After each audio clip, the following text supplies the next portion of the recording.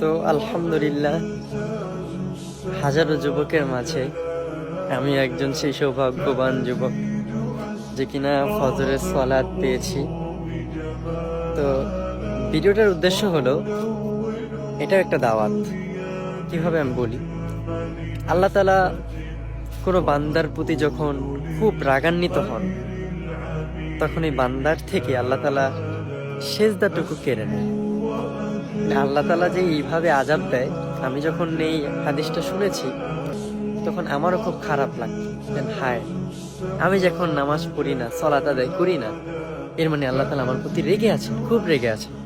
কেন আল্লাহ তাআলা রেগে থাকলে তার প্রতি, ওই বান্দার প্রতি সেজদা তিনি তুলে না। কাজে আজকে হাজারো গুনার মাঝখান দিয়ে আল্লাহ তাআলা হয়তো আমার ছোট্ট একটি দোয়া কবুল করে আজকের ফজর আমাকে দান করেছেন। আমি কিন্তু খুব কমই ফজর পাই আমার নসিবে, কারণ আমি গুনাহগার।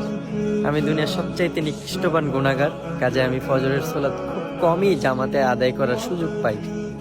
তবে যেদিনই পাই, ওই দিন আল্লাহ তাআলার কাছে অনেকভাবে শুকরিয়া আদায় করি। কাজে আপনারা দোয়া করবেন আল্লাহ তাআলা যাতে আমাকে আমি যাতে গুনাহমুক্ত একটি জিন্দেগি পার করতে পারি।